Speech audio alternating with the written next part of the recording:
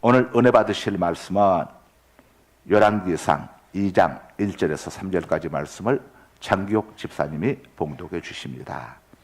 다윗이 죽을 날이 임박함에 그의 아들 솔로몬에게 명령하여 이르되 내가 이제 세상 모든 사람이 가는 길로 가게 되었노니 너는 힘써 대장부가 되고 내 하나님 여호와의 명령을 지켜 그 길로 행하여 그 법률과 계명과 율례와 증거를 모세의 율법에 기록된 대로 지키라. 그리하면 내가 무엇을 하든지 어디로 가든지 형통할지라. 아멘. 아멘. 자, 우리 제목 한번 따라 써 보십시다. 지키라, 형통할지라. 지키라, 행복할지라. 지키라, 주님이 도와주신다. 예. 오늘 본문에 다윗이 죽음을 맞이하는 자세가 쭉 나와 있습니다. 죽음 앞에서 다윗이 사랑하는 아들 솔로몬에게 어떤 유언을 남겼는지 오늘 본문이 쭉 알려주고 있죠. 다윗의 유언은 솔로몬이 어떻게 살아야 형통한 삶을 살 수 있는지에 대한 자신의 노하우를 전해주고 있습니다. 다윗은 70세까지 살고 하나님께로 갔죠. 다윗의 유언은 오늘 우리들에게도 아주 중요합니다. 다윗의 유언을 우리 자신의 것으로 받아들여서 우리가 다윗이 유언한 그대로 행할 때에 우리 역시도 새해를 형통하고 또 행복하게 주님의 도우심을 받으며 살 수 있기 때문이죠. 자, 먼저 1절입니다. 1절 보면 다윗이 죽을 날이 임박함에 그의 아들 솔로몬에게 명령하여 이르되, 이건 다윗이 어떤 사람입니까? 불세출의 영웅이죠. 이런 다윗에게도 죽을 날이 찾아왔습니다. 죽음은 누구에게나 찾아오는 거죠. 이 세상에 죽음을 피할 수 있는 사람은 아무도 없습니다. 사람이 태어난 데는 순서가 있지만 떠나간 데는 순서가 없죠. 바로 지난 주일날 우리가 이 비행기 사고로 인해 가지고 참 어린 아이로부터 시작을 해가지고 정말 많은 사람들이 이렇게 세상을 떠난 아픔을 우리 모두가 지금 또 보았고 또 그 아픔이 아직도 남아있는 가운데 있습니다. 죽음이라고 하는 것은 누구도 피할 수 없는 것임을 성경이 또 우리에게 알려주고 있죠. 중요한 것은 우리가 죽음을 잘 준비해서 정말 죽음이 복된 죽음이 될 수 있도록 해야겠구나 하는 생각을 해보게 됩니다. 어차피 죽음은 피할 수 없는 거니까 죽음을 복된 죽음으로 만들 수 있는 길을 하나님 우리에게 알려주셨죠. 다윗은 죽을 날이 임박이 오자 솔로몬을 불렀습니다. 여러 아들 중에서 솔로몬을 다윗이 특별히 청해했고 솔로몬에게 왕위를 양위했습니다. 그리고 솔로몬을 불러가지고 유언을 남겼습니다. 자, 이걸 보면 다윗은 죽음을 전혀 두려워하지 않았습니다. 다윗은 죽음을 부정하거나 회피하지 않고 극히 자연스러운 일로 받아들인 것이죠. 우리 역시도 이런 다윗의 자세를 본받아야죠. 언제 죽음이 우리를 찾아온다고 해도 자연스럽게 죽음을 맞이할 수 있는 마음의 준비를 우리가 갖추고 살아야 할 것을 교훈해 주고 있습니다. 사실 죽음은 성도에게 있어서 지금까지와는 전혀 다른 새로운 삶의 시작이 되는 겁니다. 눈물이 없고 질병이 없고 또 전쟁과 기근과 또 싸움이 없는 낙원으로 안식하기 위해서 이민 가는 날이 우리 성도의 죽음입니다. 여러분들 요즘은 해외여행들을 많이 다니시니까 해외여행 가면은 굉장히 기대감이 있고 설렘이 있고 이렇지만 처음에 해외를 이렇게 나갔을 때에 아마 여러분들 다 두려움들이 있었을 겁니다. 아이고 이것도 비행기 타고 가다가 사고 나는 거 아닌가, 또 해외 가서 무슨 일 생기는 거 아닌가. 그래서 예전에는 공항에서 아주 울음바다들이 되고 뭐 한 번 헤어지면 다시는 못 볼 것처럼 또 이런 일들이 많이 있었죠. 그러나 지금은 이 공항에서 오는 사람들 아무도 없습니다. 다 싱글벙글하면서 이렇게 또 가게 되죠. 우리가 낙원으로 이민 가는 날, 그날이 우리 성도의 죽음입니다. 그래서 우리도 다윗처럼 죽음을 목전에 두었을 때는 이렇게 자녀들 불러서 유언할 것들을 다 유언하고 평안하게 죽음을 맞이하고 우리는 또 다시 만나게 되지 않습니까? 우리 성도에게는 영원한 이별이 없습니다. 잠시 이별이 있는 것이죠. 자, 다윗은 죽음을 앞에 두고 솔로몬에게 유언을 했는데 다윗이 솔로몬에게 남겨준 유언은 무엇이었는가? 한번 우리가 오늘 성경이 우리가 알려주고 있습니다.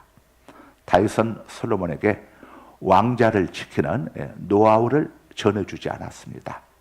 어떻게 해야 왕의 자리에서 오래오래 장수할 수 있느니라 이런 걸 전해준 게 아니고 또 군대를 장악하는 법을 가르쳐주지도 않았습니다. 백성들 마음을 얻는 법을 전수해주지도 않았습니다. 주변 강대국들을 어떻게 상대하는지에 대한 외교에 대해서도 전혀 언급하지 않았습니다. 다윗은 솔로몬에게 왕으로서 어떻게 나라를 통치하는지에 대한 제왕학도 전수해주지 않았습니다. 다윗이 솔로몬에게 전한 유언의 핵심은 한마디로 하나님과의 관계에 대한 것이었습니다. 다윗은 자신이 죽고 난 다음에 아들 솔로몬이 왕의 자리를 잘 지키고 나라를 평안히 하는 모든 것들이 오직 하나님께로부터 말미암는다는 것을 분명히 지나온 삶을 통해서 다윗은 처절하게 경험했기 때문에 국가의 흥망성쇠가 전적으로 하나님 손에 달려있음을 바르게 알았기 때문에 아들 솔로몬에게 하나님과 바른 관계를 맺기 위해서 왕으로서 어떻게 처신해야 할 것인지에 대해서 거듭거듭 강조하고 있는 것이죠. 그냥 강조하는 정도가 아니죠.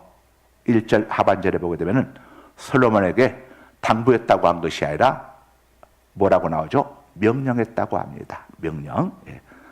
다윗은 아들 솔로몬에게 하나님과 바른 관계를 맺는 것이 좋을 것이다 하고 당부하고 부탁한 게 아니라 명령을 했습니다. 명령. 솔로몬아, 이건 너가 지켜야지. 지키면 살고 안 지키면 넌 죽는 거다. 이렇게 명령을 한 겁니다. 너는 반드시 지켜야 한다. 네가 내 아들이라면 반드시 지켜야 한다. 이 예비가 여기까지 오게 된 게 살아계신 하나님 때문이다. 하나님과 좋은 관계를 반드시 지켜야 하는 것이다. 강력하게 강조한 겁니다. 명령한 거죠. 반드시 그렇게 해야 한다고. 무슨 일이 있어도 그렇게 해야 한다고 강력하게 명령을 한 겁니다. 명령은 해도 되고 안 해도 되는 선택사항이 아니죠. 반드시 해야 하는 필수사항입니다. 의무사항입니다. 명령은 반드시 복종해야 합니다. 다윗은 아들에게 복종하도록 명령을 했어요. 부모 자식 아들 사이니까 오직 친밀하겠습니까?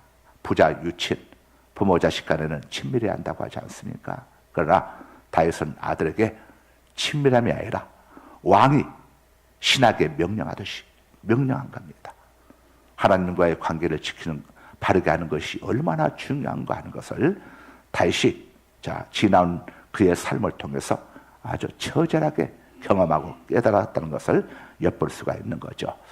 이 땅에 그리스도든 우리 부모님들은 자녀들 신앙생활에 대해서 반대하면 안 됩니다. 우리 교회학교 선생님들과 함께 예배 참석했는데 여러분이 가르치는 자녀들, 학생들에 대해서 여러분 이 하나님 말씀에 대해서는 명령해야 합니다. 지키게 합니다.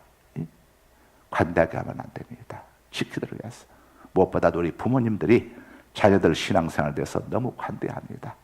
나중에 정말 통곡하며 후회할 일을 아무런 거리낌 없이 행하고 있는 거죠. 신앙생활은 선택사항이 아닙니다. 천국과 지옥 선택사항이 되어야겠습니까? 축복과 저주가 선택이 되어야 되겠습니까? 행복과 불행이 선택이 되어야 되겠습니까? 천국은 반드시 들어가야 하고, 어떤 대가를 치르더라도 천국은 들어가야 하고, 지옥은 어떤 대가를 치르더라도 피해야 하는 곳이죠. 예?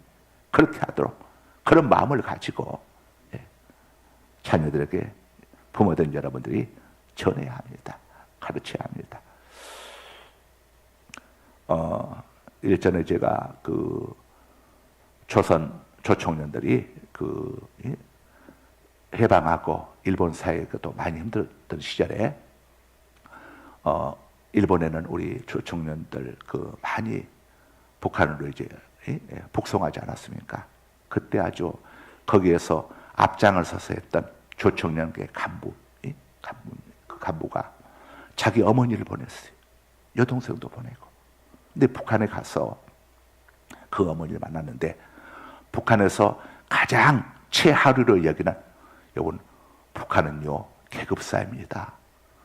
공산당 당원들 위에 간부들만이 아주 누리고, 그 밑으로는 가족들이 뭐 남쪽으로 간 사람들, 남쪽에서 온 사람들 다 계급사회입니다. 예? 말로만 평등이지 공산주의가 이렇게 무섭습니다.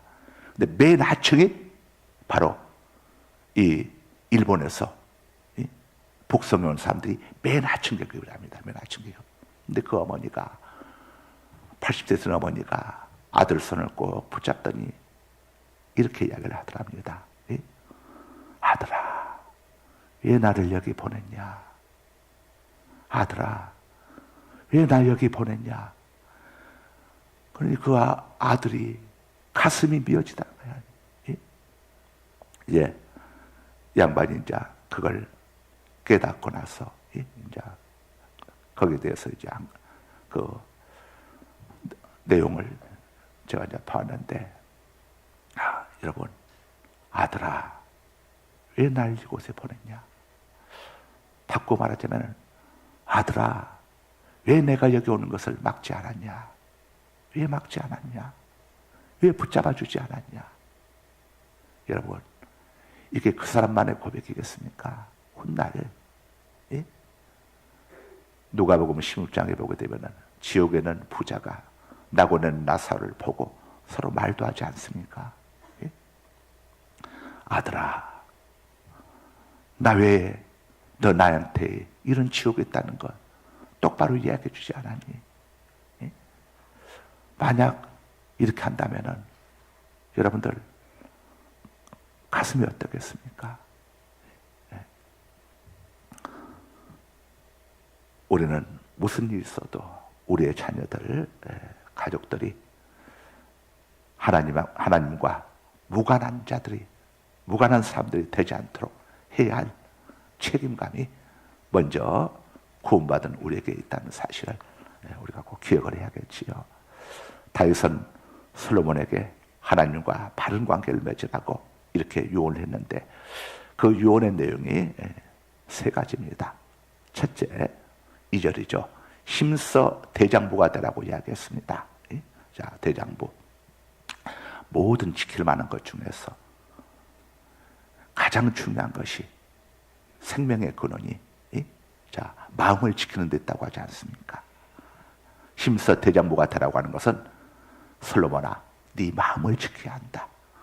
어떤 어려운 문제가 오더라도, 어떤 위기 상황이 있을지라도 겁먹지 말고, 두려워하지 말고, 다른 사람 말에 흔들리지 말고, 오직 하나님만 의지하고 하나님만 바라보고, 어떤 어려움에도 강력하게, 담대하게 네가 지켜야 할 길, 네가 지켜야 할 자리, 네가 지켜야 할 법도를 바르게 지켜야 한다. 바로 이렇게 지금 유언을 해주고 있는 겁니다. 우리 옛말에 호랑에게 물려가도 정신만 차리면 사는 길이 있다고 하지 않습니까? 여러분, 하나님이 살아계시니까 사는 길이 있습니다. 아무리 힘들고 어려도 사는 길이 있어요. 중요한 것은 여러분이 정신줄 놓아버리면 안 됩니다. 마음을 강하게 하고 담대해야 해요. 여호수아 1장 6절에서 7절입니다. 강하고 담대하라. 너는 내가 그들의 조상에게 맹세하여 그들에게 주리라 한 땅을 이 백성에게 차지하게 하리라. 오직 강하고 극히 담대하여 나의 종 모세가 내게 명령한 그 율법을 다 지켜 행하고 우로나 좌로나 치우치지 말라. 그리하면 어디로 가든지 형통하리니. 아멘. 자, 여호수아는 모세의 시종이었습니다. 모세의 수행 비서였죠. 그런데 자, 모세가 죽고 난 다음에 그 사명을 하나님이 모세에게서 여호수아에게 이제 넘겨주었습니다. 여호수아는 스펙이나 지도력, 인격적인 면에서 모세하고는 비교될 수가 없는 인물이죠. 더구나 그 어마어마한 수백만 명에 달하는 백성을 이끌어야 하는 리더 입장에서 얼마나 두렵고 떨렸겠습니까? 그래서 하나님께서 여호수아에게 나타나셔가지고 여호수아에게 주신 메시지 핵심이 여호수아야, 겁먹지 말아라. 내가 너와 함께 해줄 것이다. 놀라지 말고 두려워하지 말아라. 내가 너를 도와줄 것이다. 이렇게 말씀을 하시죠. 자, 하나님이 도와주시니까 그 천하에 모세도 밟지 못한 가나안 땅을 여호수아는 정복하지 않습니까? 예, 사람이 하는 게 아닙니다. 하나님이 도와주시지 않았으면 모세는 저 미디안 땅에서 양떼들 치다가 그냥 그렇게 죽고 끝나는 겁니다. 하나님이 쓰시니까 그 80세 노인을 그렇게 큰 일을 행할 수 있었던 거죠. 여러분, 오늘날도 동일합니다. 하나님이 우리 대한민국을 붙들고 계시고 또 하나님께서 여러분들을 붙들고 계시고 여러분 곁에 계십니다. 그러니까 이제 새해 맞이해서 여러분들 겁먹지 말고, 자, 너무 세상 뉴스에 너무 민감하지 마시고 하나님 말씀에 민감하시기 바랍니다. 세상 뉴스는 말 그대로 그냥 듣고 흘리는 겁니다. 신문의 문자가 한자로 어떤 자입니까? 문 옆에 뭐가 있습니까? 귀 이자가 있지 않습니까? 문 사이에서 귀로 듣는다는 의미입니다. 신문의 문자가 말 그대로 흘려들으라 이겁니다. 그러나 한자에 듣다는 의미가 또 하나 있습니다. 경청할 청자가 있습니다. 하나님의 말씀은 경청해야 합니다. 하나님의 말씀을 흘려들으면 큰일 납니다. 그런데 사람들이 거꾸로 합니다. 하나님 말씀은 흘려듣고 세상 것은 목숨을 겁니다. 자, 우리 하나님이 누구십니까? 전능자 아닙니까? 창세기 17장 1절입니다. 아브라함이 99세 때에 여호와께서 아브라함에게 나타나서 그에게 이르시되 나는 전능한 하나님이라 너는 내 앞에서 행하여 완전하라. 아멘. 전능하신 하나님이 우리의 보호자가 되시니까 겁먹지 말고 당당하게 행하라 이겁니다. 당당하게. 자, 3절에 보게 되면은 두 번째 유언이 나옵니다. 3절에는 두 번째 유언, 두 가지 유언이 나오는데 시간이 없으니까 묶어서 말씀드립니다. 하나님의 명령을 모두 지키라는 것이고, 하나님 말씀대로 자, 하나님의 명령을 지키면 반드시 형통하게 된다. 행복해진다. 그 다음에 하나님이 도와주신다. 여러분, 이제 새해가 밝았는데 어려운 거 없습니다. 가장 간단한 것은 하나님의 말씀을 여러분들 선택하지 말고 모든 말씀에 대해서 우리 성도들이 예수님 믿으라는 것 하나는 잘 지켜요. 그래서 구원받아 천국은 들어가는데 그의 나머지 하나님의 말씀들은 무시합니다. 그러니까 이 땅에서 행복을 누리지 못하는 거예요. 형통한 삶을 누리지 못하는 겁니다. 성경은 어느 한 부분만 지키라고 하는 게 아니라 모든 말씀을 지키라고 말씀하고 있어요. 대타자가 되려면 직구만 잘 쳐서는 안 됩니다. 변화구도 잘 쳐야 하고 인코스, 아웃코스 모든 코스에 오는 것들을 잘 때려내야 대타자가 될 수 있는 겁니다. 그렇지 않고 하나만 잘하게 되면 금방 투수에게 간파당해가지고 그 선수는 오래가지 못해요. 우리는 하나님의 말씀, 모든 말씀을 철저하게 지킬 때에 이 말은 100% 완벽하게 지킬 사람이 누가 있겠습니까? 그러나 하나님의 말씀을 지키기 위해서 우리가 기도하면 하나님이 도와주십니다. 다니엘이 그랬잖아요. 뜻을 정하니까 하나님이 환관장의 마음을 감동시키지 않습니까? 우리가 하나님의 말씀을 지키려고 몸부림을 치면 성령이 역사합니다. 그래서 정말 여러분 2025년도를 이제 을사년 새해 첫날인데, 새해 첫 주일인데 오늘부터 한번 여러분이 금년 한 해 동안 지난 세월은 내가 그러지 못했지만 2025년도만큼은 정말 하나님 말씀을 한번 잘 지켜야겠다, 이런 마음을 가지고 여러분이 한번 2025년도를 보내보십시오. 가장 핵심 제가 세 가지를 말씀드리고 싶어요. 주일 성수를 하나님 앞에서 철저히 하십시오. 둘째, 새벽 기도에 나오셔서 여러분 기도하십시오. 셋째, 하나님 앞에서 온전한 11조 물질 생활을 바르게 하십시오. 그래야 여러분들이 정말 하나님의 살아계심을 경험할 수 있습니다.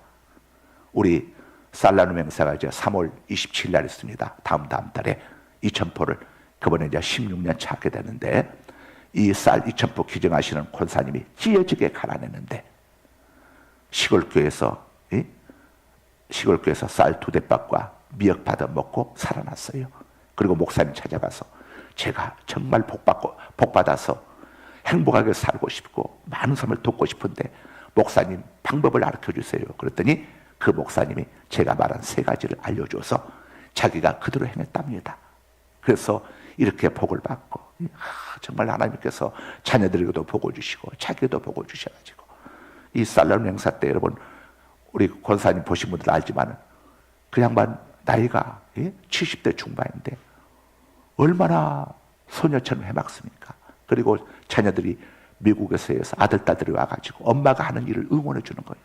엄마 그 돈 왜 그런데 쓸데없이 써, 우리 주지. 이게 아니라 아들, 딸들이 와가지고 이거 비디오 촬영을 하는 거예요. 가져가서 자랑들 하려고.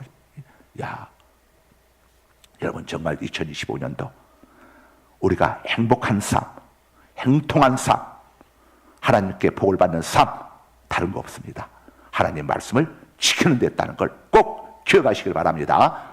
거룩하신 아버지, 하나님 말씀을 지켜야 행복하고 형통하고 하나님 도우심을 받을 수 있다는 다윗의 유언이 우리 모두의 아버지의 2025년도 우리 아버지의 삶의 아버지 하나며 또 가장 좋은 교인이 되게 하여 주옵소서.